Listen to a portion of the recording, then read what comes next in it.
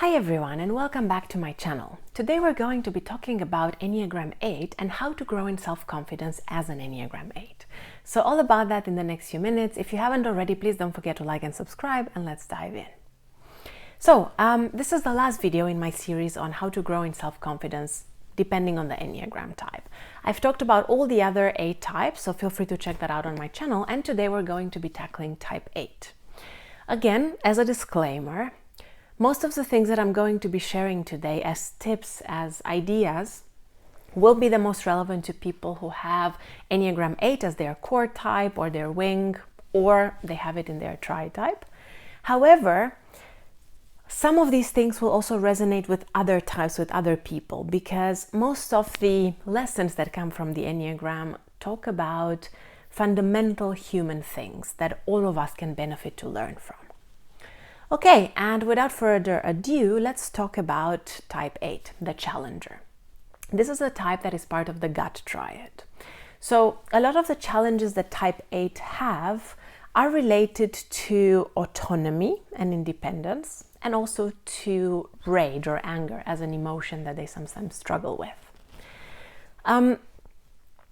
In their essence, in their depth, Enneagram 8 individuals have difficulty with being able to trust that other people are not going to hurt them behind their back.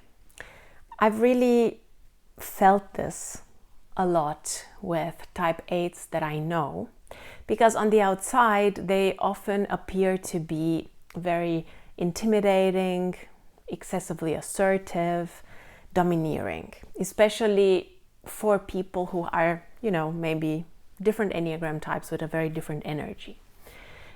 And the more you get to know these people, the more time you spend with them, you often see how much warmth there is deep inside. You see how much depth there is behind all these protection mechanisms that they kind of use to appear as strong and powerful and confident and assertive. A lot of 8s seem fearless to the outside world, and they seem like they don't really have an issue with self-confidence.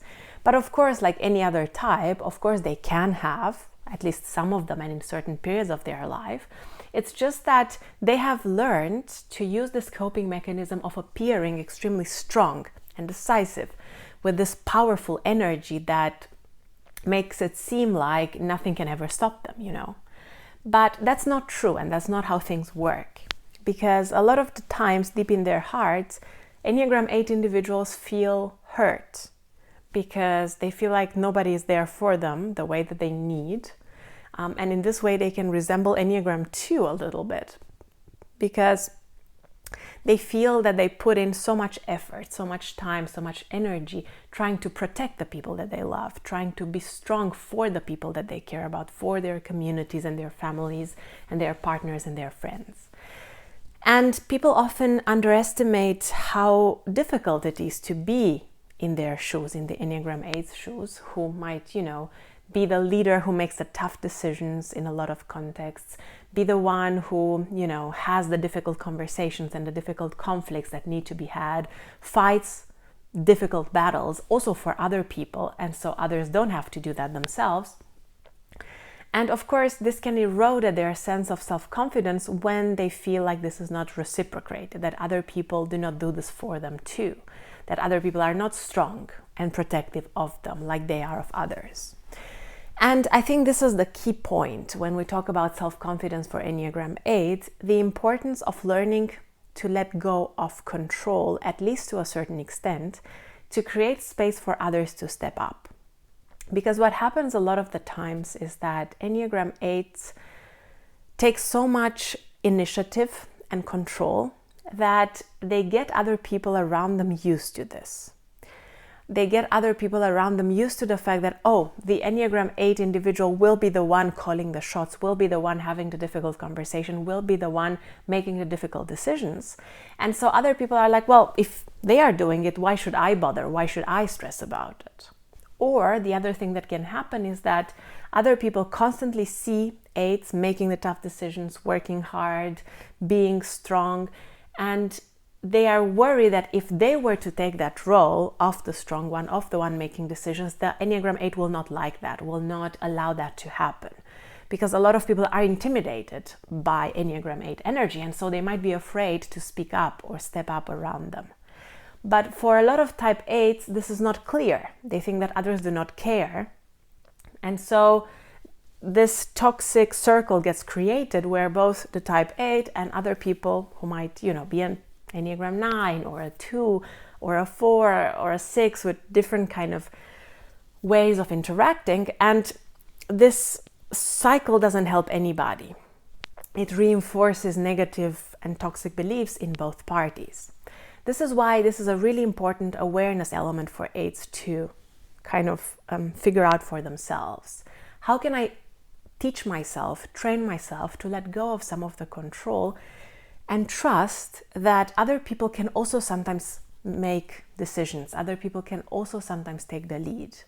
And to lean into the discomfort of not being the one who makes the decisions. Because like I talked about before in some of my other Enneagram and self-confidence videos, going from where you are right now, in this place where you're maybe not so confident, not so happy, to a place where you are more empowered and more confident, needs a certain period of adaptation to the new elements, to the new behaviors. And in that period of adaptation, you might feel quite uncomfortable because change is often not so comfortable, especially deeper inner change.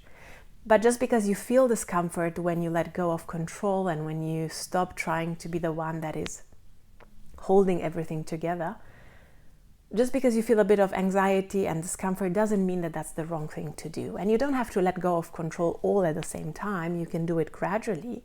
But it's really important that you train yourself to do that so that you have a bit more flexibility in how you interact with others and the world and create space for other people to support you too.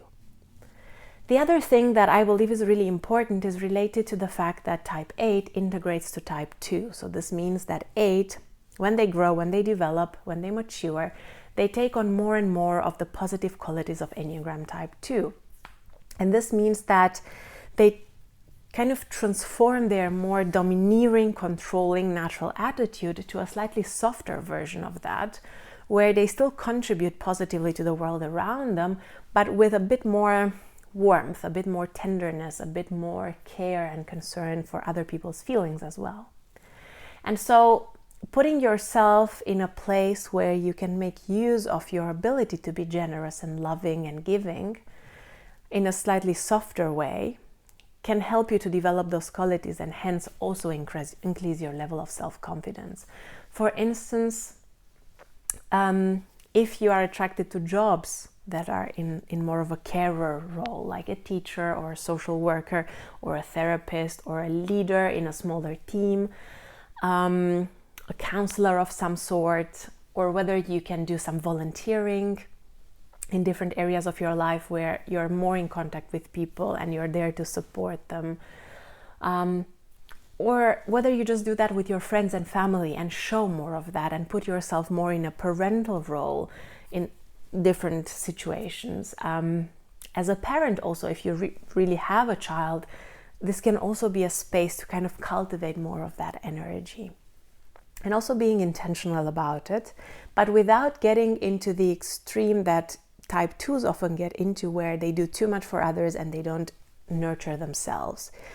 So this is an advice for type 8s also to invest more in their own self-care by doing things that make you happy, like whether it's getting a massage, whether it's doing sports, whether it's going for nice walks or taking a relaxing bath or having a lovely conversation with a friend.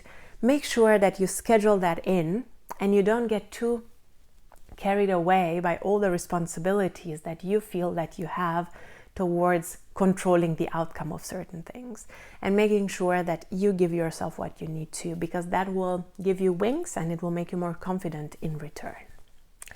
Okay, so these are my thoughts on some of the most important things that Enneagram type 8s and others can do in order to grow in self-confidence. I hope this video was useful to you, and a reminder, like always, I'm a professional coach accredited by the International Coaching Federation, and my background is in psychology and psychotherapy. So if you're interested in learning more about my coaching services, feel free to check out the link in the description below. It will take you to my website and you can see whether you resonate with that. Thank you very much. Thank you for being here with me, and see you next time with another video on typology.